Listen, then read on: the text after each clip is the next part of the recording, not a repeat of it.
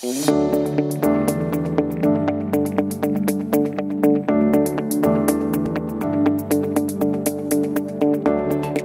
morning, everyone. My name is Chris-Beth Cowie. I am the founder of Empowered Facts and the host of BizGrams. We have the privilege of connecting with dynamic entrepreneurs to learn about their entrepreneurial journey, the people that they're serving, the difference that they're making in the community, in the hopes of inspiring you, the audience, and an opportunity to learn and potentially connect with them. So welcome to Tanya this morning. How are you doing? I'm well, thanks. Thank you for having me. I'm excited to be here. Tanya, tell us a little bit about yourself and your entrepreneurial journey. Who or what inspired you into law? I think where I could start off, I'm a lawyer. I'm a trial lawyer. I practice commercial litigation, which means that if people are in disputes, financial disputes, they come to me and I try my hardest to help them settle. But if we're not able to settle, then I go to court. I'm a trial lawyer. I've been a lawyer for 15 years.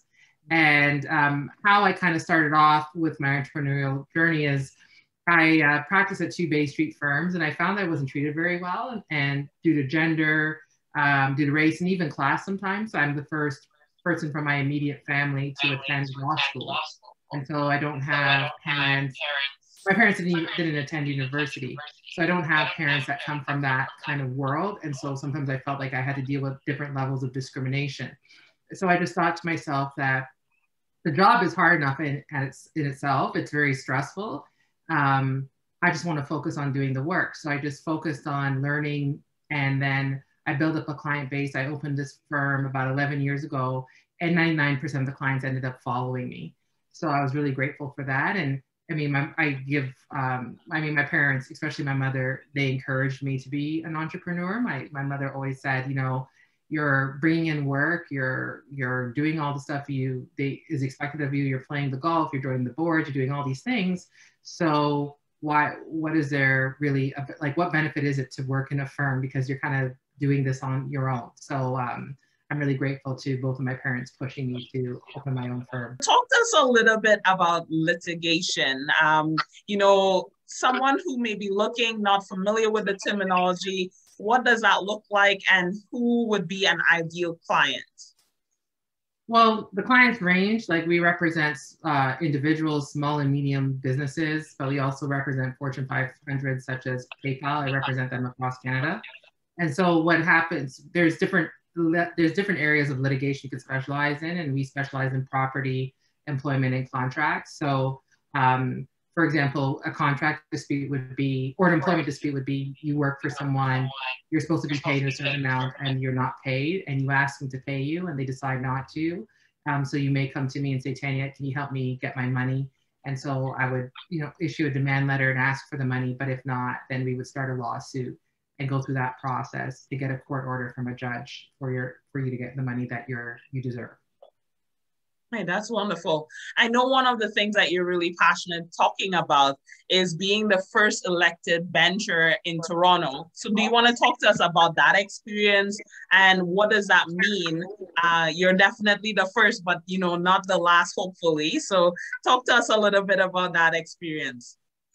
One of my mentors, I met him when I was just going, at the gym in my spin class, and he was a bencher 4 times. So how it works is the Law Society is like the governing body for lawyers, and the public. They help protect the public. It's been around for around 224 years. And every 4 years, there's usually an election.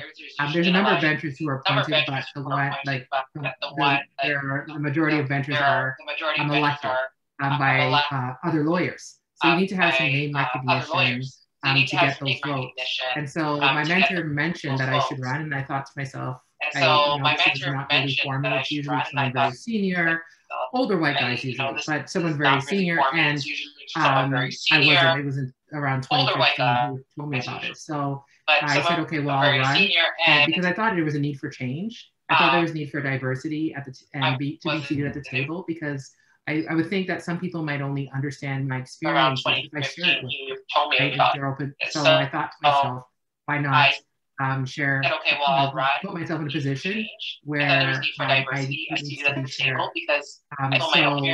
I just thought, go ahead and run and have my manager to serve as my campaign manager, and he did. So I was really, really grateful. And so I was elected in 2016, and I ran again in 2019, and I was elected again. So I was the first Black female bencher elected from the council. And now there's another Black female, a half Black female bencher from council as well. And I just hope more decide to run and are seated at the table. And now there are Black female bencher, but I just hope more run and are that's the way you affect change. Tell us a little bit more about your entrepreneurial journey. What challenges have you experienced along the way and the lessons that you've learned from those? Well, I mean, I had a firm, I opened the firm 11 years ago, and some challenges that I've had along the way, there are many, but I mean, one recent example is late last year, I had to attend the court physically. And so when I arrived there, you have to sign these COVID forms. And the staff, they just assumed that I was working for a judge. They didn't assume that I was a lawyer. And so that's sometimes I get mistaken for any other roles other than what I actually do. Even when I work with one of my junior lawyers, sometimes who are male, sometimes it's assumed that I work for them instead of the other way around. And I can't really blame people sometimes because they're just not used to seeing people like me in this role.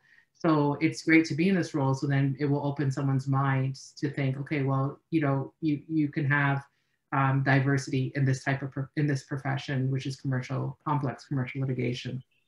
And sometimes even when I appear before a client, with a client, they don't connect the Walker as being me. They just think, you know, it's just a common last name and I work for a male. Like someone actually has said that to me, like, I didn't actually think you were the creator of the firm. I thought that you were, you just worked for someone who was a Walker and you guys just happened to have the same last name. So the problem with that is then you're treated differently because people don't see you in the role that you really are in. And so it's important to educate and let people know, you know, there's different people can be, like me, can be in various roles, which includes being an owner of a firm, and it includes arguing in court commercial litigation. So what would you say is, you know, a great accomplishment or something that you're most proud of that you'd love to share with our viewers here today?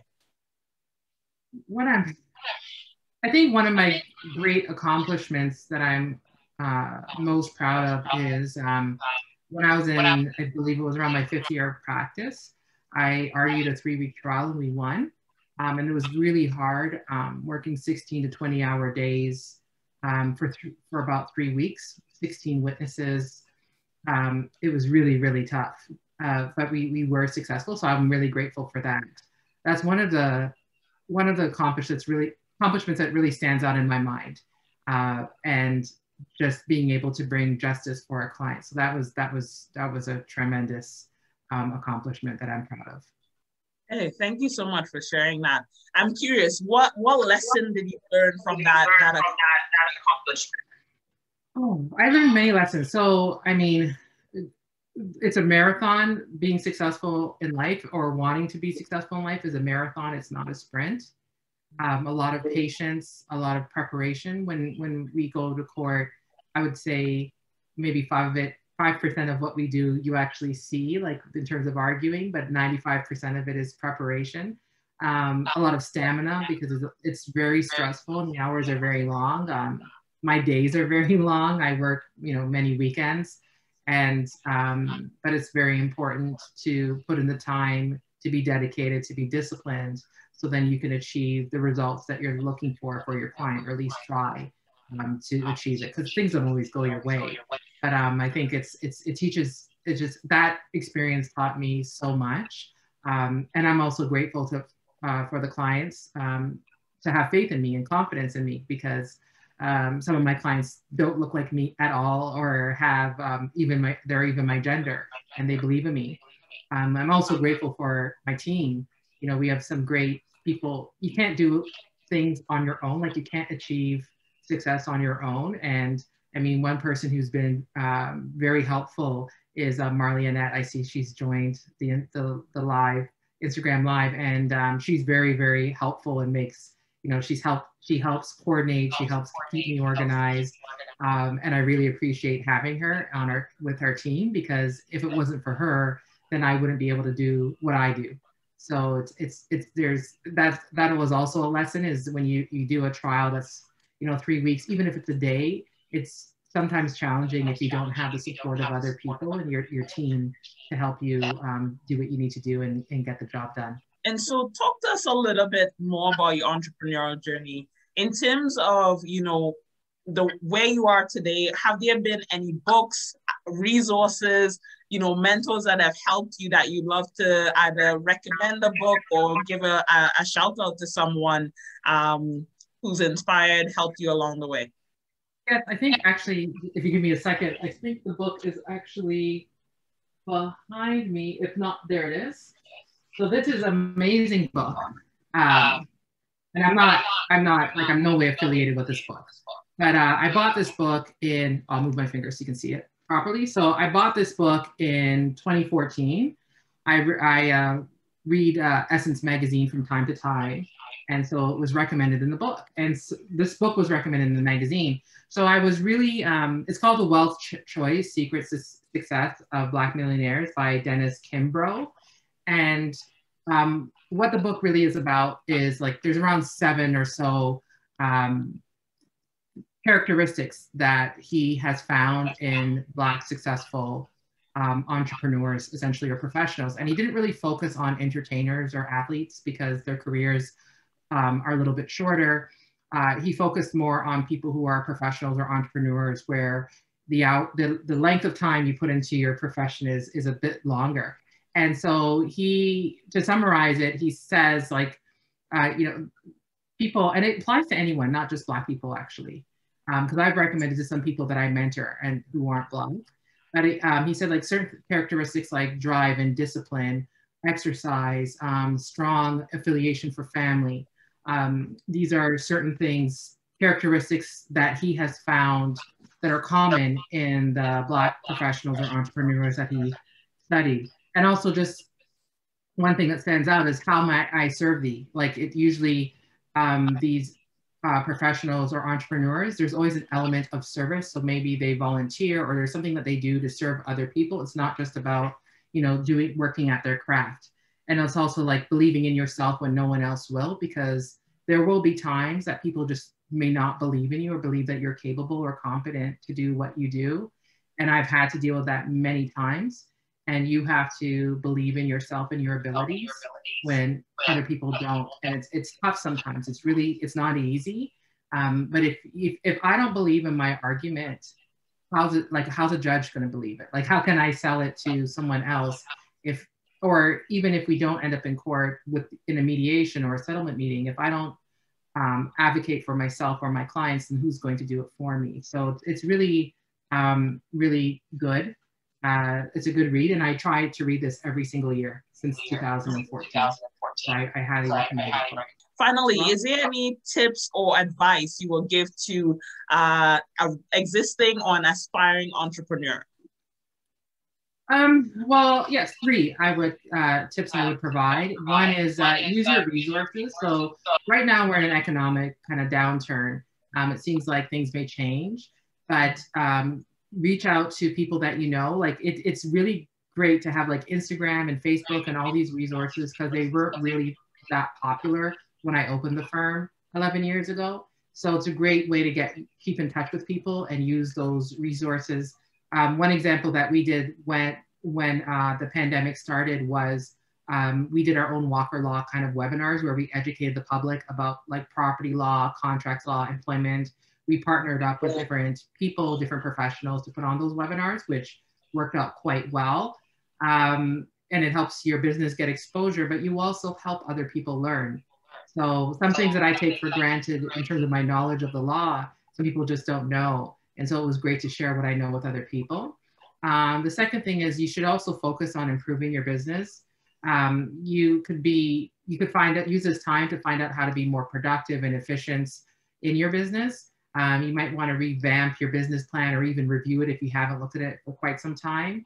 You might want to think about company policies, if you provide a service, how can you improve that service? Or if you provide a product, contactless pickup, just keeping up with the change in times, because some changes, the pandemic has gone on long enough that some changes that we have made are probably going to be permanent changes, right? So I argue quite a bit on Zoom. And even when the pandemic is over, and I mean argue in court on Zoom. So even when the pandemic is over, I don't think the courts are necessarily going to go back and say, okay, we want everybody in the courthouse, because it's so much more efficient. It saves the client money. So I don't have to worry about driving to different courthouses and parking, traffic. So just consider, even if you focus on improving your business in a pandemic, some changes are probably going to be permanent changes. And lastly, try to see if you can do your own market kind of research. Ask customers what they need. Sometimes when a client retains us because they were dissatisfied with their previous lawyer, I ask them, like, what didn't he or she do? Or what did he or she do that you just didn't like? There's a reason why you made the change.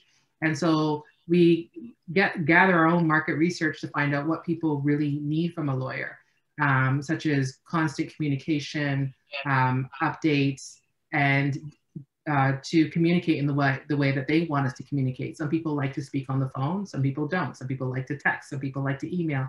So we have to adjust and be flexible based on what the client wants. And so you want a customer, a client, like hiring you, for that to be a permanent decision that is made, so they can be your client or customer for life, and they can tell other people about you, because word of mouth advertising, I think, is probably the best way of advertising. And so, and also think about building a relationship.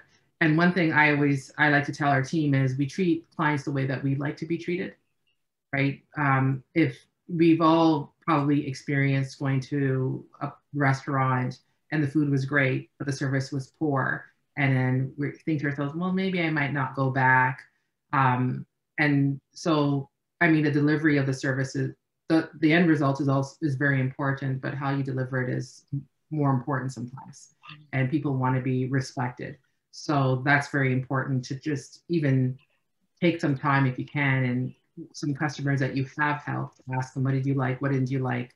Make it, we as Canadians are sometimes quite polite and we don't like to complain. Give people permission to complain.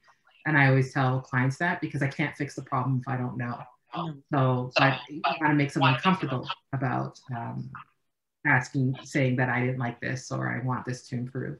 So I think those are some tips for business owners that have helped us and helped me with this business for the past 11 years. Tanya, I want to just say thank you so much for being with us today. From our team at Empowered Facts to your team at Walker Law, I'm sending you out with lots of love and positivity and blessings today and beyond. Thank you. Thank you. Thank you for having me. It was a pleasure. It has been fun and a pleasure. Thank you. Take care. Thank you. Have a great day.